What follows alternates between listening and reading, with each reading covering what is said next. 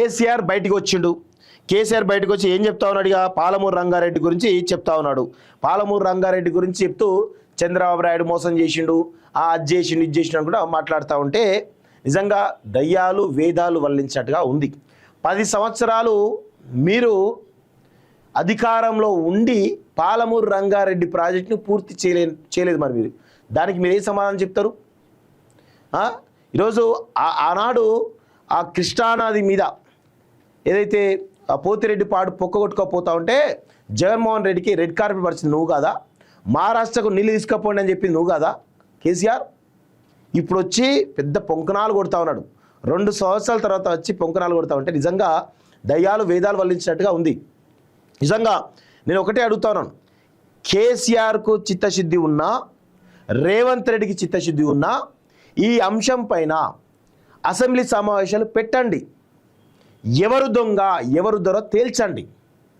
కేసీఆర్ నీకు చిత్తశుద్ధి ఉంటే వన్ సైడ్ వాదన కాదు, అసెంబ్లీకి వచ్చి చర్చ చేయి. నువ్వు ఎంత మాట్లాడుతావో మాట్లాడు. అవకాశం ఇప్పించే విధంగా ప్రజాకోణం నుంచి మేము అడుగుతాం సీఎం రేవంత్ రెడ్డిని. 100% సీఎం రేవంత్ రెడ్డి గారు మీరు ఇమీడియట్గా అసెంబ్లీ సమావేశాలు పెట్టండి. ఈ అంశం మీదనే 2 రోజుల 3 రోజుల 4 రోజుల వారం రోజుల కేవలం పాలమూరు రంగారెడ్డి విషయంలో మహబూబ్నగర్కు కేసీఆర్ చేసినటువంటి ఆరోపణలు ఏవైతే ఉన్నాయో ఆ ఆరోపణలపైన అసెంబ్లీ సమావేశం పెట్టండి. పెట్టి మాజీ సీఎం కేసీఆర్ వచ్చే విధంగా మీరు పిలుపివ్వండి. తేలుస్తుంది. మీరిద్దరు తెలుసుకోండి ఎవరు అన్యాయం చేస్తున్నారు, మహబూబ్నగర్ జిల్లాకు ఎవరు అన్యాయం చేస్తున్నారో తేల్చుకోవాల్సిన సమయం ఆసన్నమైంది.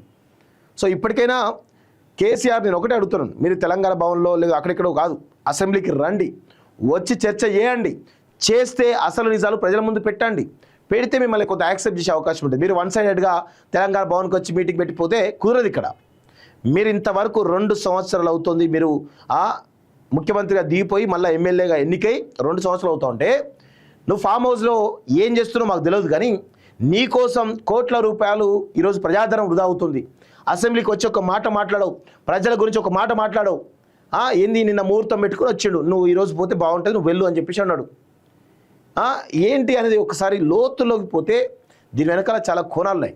అసలు కేసీఆర్ ఎందుకు బయటకు వచ్చిండు అనేది చూస్తూ ఉంటే ఈరోజు బీఆర్ఎస్ పార్టీలో కవిత అసమ్మతి రాగం ఆల్రెడీ బయటికి వెళ్ళిపోయింది.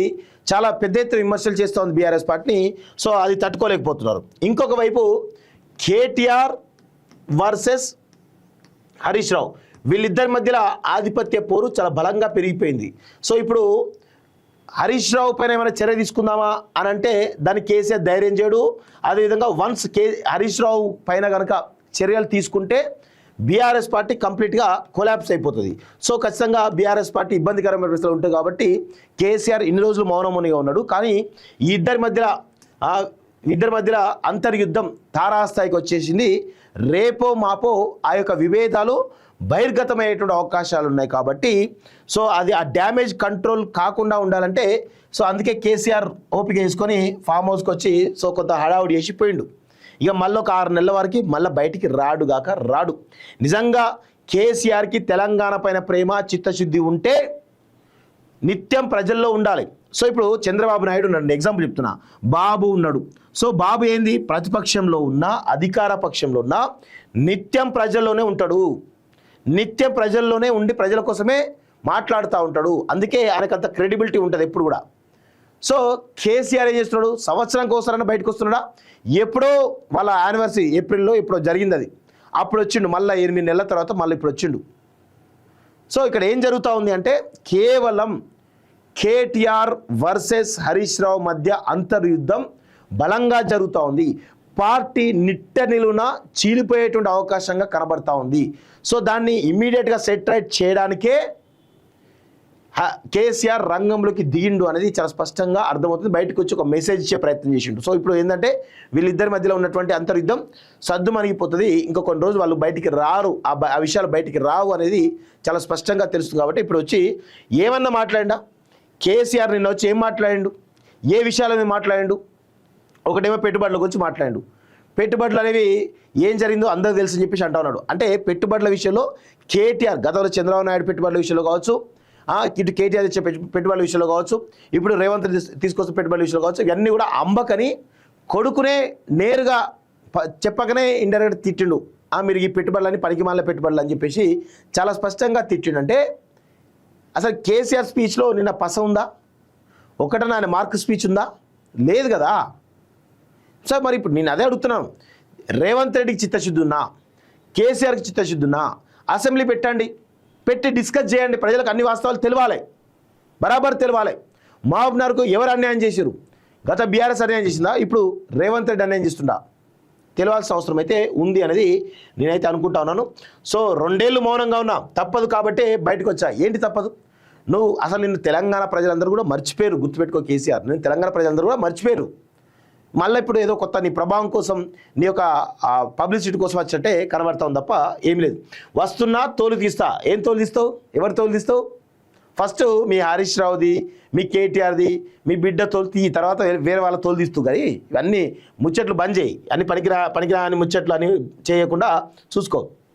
ప్రభుత్వానికి రియల్ ఎస్టేట్ దందా తప్ప ఏవి పట్టడం లేట. అబ్బా రియల్ ఎస్టేట్ దందా తప్ప ఏవి పట్టలేట. మరి మీ హయాంలో ధరణితోటి ఎన్ని వందల వేల లక్షల ఎకరాలు దొబ్బుతున్నారు మీరు? అవి రియల్ ఎస్టేట్ దందా కాదా? ఈరోజు హై రైజ్ బిల్డింగ్ పేరిట అనేక కంపెనీలకు పర్మిషన్ ఇచ్చింది మీరు కాదా? మైహోం రామేశ్వరరావుకు, వెంకటరామరెడ్డికి అప్రంగా భూములు కట్టబెట్టింది మీరు కాదా? హై రైజ్ బిల్డింగ్కి పర్మిషన్ ఇచ్చి కనీసం రోడ్లు డ్రైనేజ్ లేకుండా ఈరోజు హై రైజ్ బిల్డింగ్లు పోయిన వాళ్ళు ఎంత పెద్ద ఎత్తున ఇబ్బంది పడుతుందో తెలియదా? ఒక దురదృష్టి లేకుండా రాబోయే 30 సంవత్సరాల సిటీ ఎలా ఉండాలో కనీసమైన కార్యాచరణ చేయకుండా ఇబ్బడిగా పర్మిషన్ ఇచ్చింది మీరు కదా? మీది కదా రియల్ ఎస్టేట్ దందా? మైహోం రామేశ్వరరావుకు, వెంకటరామరెడ్డికు అప్రంగా భూములు అప్పగించింది మీరు కదా? ఏం మాట్లాడుతున్నా నాకు అర్థం కాదు. కేసీఆర్, మీరు చేసేట తప్పులు కావా? రాష్ట్రానికి వచ్చే నీళ్ళను కూడా కాపాడలేని దద్దమ్మ ప్రభుత్వం. అసలు రాష్ట్రానికి వచ్చే నీళ్ళు అంటే మరి మీరు 10 సంవత్సరాలు కదా, ఏం చేశారు? 10 సంవత్సరాలు ఆంధ్రాకి ప్రయోజనం చేకూర్చేలా పోతిరెడ్డిపాడు పొక్కౌట్టుకుపోతుంటే, సంగమేశ్వర ప్రాజెక్ట్ కడతా ఉంటే చేతులు ఎత్తేసింది మీరు కదా, మీ ప్రభుత్వం కదా? ఎందుకే ఇవన్నీ పనికిమాల ముచ్చట్లని ఇవి చెప్తా ఉంటావు కేసీఆర్? బుద్ధి ఉండాలి కదా, కనీసం చెప్పేటప్పుడు ప్రజలు నమ్మే విధంగా ఉండాలి. చంద్రబాబు కుట్రతోనే పాలమూరు ప్రాజెక్టు డిపిఆర్ వెనక్కి. దీనిపై రాష్ట్ర ప్రభుత్వం ఎందుకు మౌనం వహిస్తుంది? బీజేపీ మొదటి నుంచి తెలంగాణకు షెల్లా వ్యవహరిస్తోంది. కాంగ్రెస్, టీడీపీ పాలమూరుకు ద్రోహం చేశాయి. సో బీజేపీ మొదటి నుంచి తెలంగాణకు షెల్లా వ్యవహరిస్తుంది కదా. 2024లో జరిగినటువంటి పార్లమెంట్ ఎన్నికల్లో బీజేపీకి లబ్ధి చేకూర్చేలా చేసింది మీరు కదా? ఒకసారి గుండె పైన చేసుకొని చెప్పండి కేసీఆర్. బీజేపీకి 8 సీట్లు రావడానికి ప్రధానమైనటువంటి కారణం బీఆర్ఎస్ కాదా? ఎక్కడ ఈ 17 పార్లమెంట్ కాన్స్టిట్యూన్సీలో ఎక్కడైనా గెలిచే వాళ్ళకు మీరు సీట్లు ఇచ్చిరా?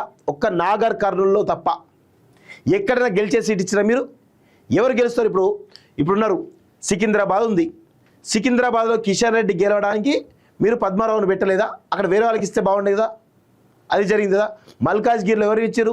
అసలు ఎవరికి ఇస్తారంటే వ్యక్తికి ఇవ్వడం జరిగింది అని పేరు కూడా నాకు గుర్తులేదు. ఇలా చెప్పుకుంటూ పోతే చాలా ఉన్నాయి. వరంగల్ ఎవరికి ఇచ్చారు? పెద్దపల్లి ఎవరికి ఇచ్చారు? ఆదిలాబాద్ ఎవరికి ఇచ్చారు? ఖమ్మం ఎవరికి ఇచ్చారు? నల్గొండ ఎవరికి ఇచ్చారు? ఇవన్నీ ఒక్కసారి మీరు అనలైజ్ చేయండి. భువనగిరి ఎవరికి ఇచ్చాడు? ఒక్కరికన్నా గెలుపు గుర్రాలకు టికెట్ ఇచ్చారా? ఎంత దారుణంగా అంటే ఇప్పుడు వచ్చి మాట్లాడుతూ పొంకరాలు కొడుతూ ఉన్నాడు.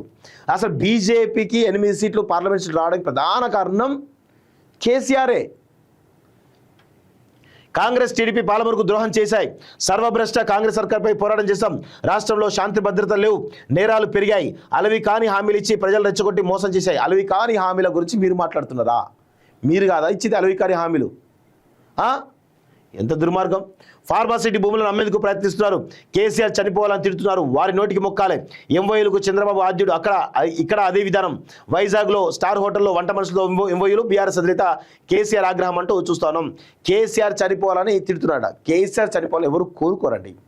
మిమ్మల్ని రాజకీయంగా బొందబెట్టాలి, సమాధి చేయాలి రాజకీయంగానే అనుకుంటారు తప్ప మీరు చనిపోవాలని ఎవ్వరు కూడా అనుకోరు. అది గుర్తుపెట్టుకో మైండ్లో. మీ వాళ్ళే, మీ పార్టీ వాళ్ళే అనుకుంటున్నారు. విచిత్రం ఏంటంటే మీ కొడుకు, మీ బిడ్డ, మీ సడ్డకుని కొడుకు, మీ అల్లుడే వీళ్ళే అనుకుంటున్నారు. ఎప్పుడు వీడు వస్తాడా, ఎప్పుడు పార్టీని టేక్ ఓవర్ చేద్దామా అని వాళ్ళు అనుకుంటారు తప్ప బయట ఎవరు అనుకోరు. బయట చాలామంది కూడా మీరంటే గౌరవం ఉన్నది, ఇంకా స్టిల్ మీరంటే గౌరవం ఉన్నది. కానీ మీరు 10 సంవత్సరాలు చేసినటువంటి నియంత పోకలతోనే మిమ్మల్ని రాజకీయంగా మిమ్మల్ని అణిచివేస్తున్నారు ప్రజలందరూ కూడా. కానీ వ్యక్తిగతంగా మిమ్మల్ని గౌరవిస్తున్నారు ప్రజలందరూ కూడా, అది గుర్తుపెట్టుకోండి. మిమ్మల్ని చావాలని ఎవరు కోరుకోరు. సీఎం రేవంత్ రెడ్డి కోరుకోరు, ఎవరు కాంగ్రెస్ వాళ్ళు కోరుకోరు. కోరుకున్నది ఎవరైనా ఉన్నారు అంటే అది మీ పార్టీలో ఉన్నటువంటి వ్యక్తులే. మీ కొడుకు, మీ బిడ్డ, మీ సడ్డకొని కొడుకు, మీ అల్లుడు, వీళ్ళే మీరు చావాలని కోరుకుంటారు తప్ప వేరే వాళ్ళు కోరుకోరు. అది గుర్తుపెట్టుకోవాలి. కేసీఆర్ పార్టీ గుర్తుతో ఎన్నికలు వస్తే గెలుపు మనదే. పంచాయతీ ఎన్నికలో జనం మన వైపే. కాంగ్రెస్ పార్టీకి గ్రామీణ ప్రజలు తగిన బుద్ధి చెప్పారు. బీఆర్ఎస్ ఎల్పీ పార్టీ రాష్ట్ర కార్యవర్గ భేటీలో కేసీఆర్ వ్యాఖ్య. సభ్యత్వాల నమోదు, పార్టీ కమిటీలపై ఈ చర్చ అంటూ చూస్తాం. ఏం లేదు, అంతా ఒక హడావుడి చేసేటువంటి ప్రయత్నం చేస్తుంది తప్ప ఏమీ లేదు. ఇలా ఉత్తదే కథ. హరీష్ రావుకి బీఆర్ఎస్ ప్రెసిడెంట్ ఇవ్వాలని చెప్పేసి పెద్ద ఎత్తున పార్టీలో అంతర్గతంగా చర్చ జరుగుతూ ఉంది. సో కేటీఆర్ వర్సెస్ హరీష్ రావు యొక్క అంతర్యుద్ధం బలంగా జరుగుతూ ఉంది. అది ఎప్పుడైనా బయటకు వచ్చే అవకాశం ఉంది. పార్టీ నిట్టల్లో చీరేటువంటి అవకాశం అయితే కనబడతా ఉంది. కాబట్టి ఇప్పుడు నేరుగా నేను ఆరోగ్యంగా ఉన్నా, నేను వస్తున్నా అని చెప్పేటువంటి ఒక ప్రయత్నం, పరోక్షంగా చెప్పేటువంటి ప్రయత్నం చేసిన తప్ప ఇదంతా బయటికి జరుగుతున్న అంబకు. కేవలం పార్టీలో ఒక సంక్షోభం రాబోతుంది. పార్టీలో హరీష్ రావుకి మద్దతుగా సీనియర్ నాయకులంతా కూడా ఆయనకు అధ్యక్ష పదవి ఇవ్వాలనే డిమాండ్స్ పెద్ద ఎత్తున కేసీఆర్ దగ్గర పెడుతున్నారు. సో అందుకే అవన్నీ పోవాలంటే ఖచ్చితంగా నేను ఆరోగ్యంగా ఉన్నా అని చెప్పేందుకు మాత్రమే తెలంగాణ భవన్కు రావడం జరిగింది కేసీఆర్. మళ్ళొక 6 నెలలు రాడు. ఇదంతా ఉత్త అంబకు తప్ప ఏమీ లేదని చాలా స్పష్టంగా గుర్తుపెట్టుకోండి.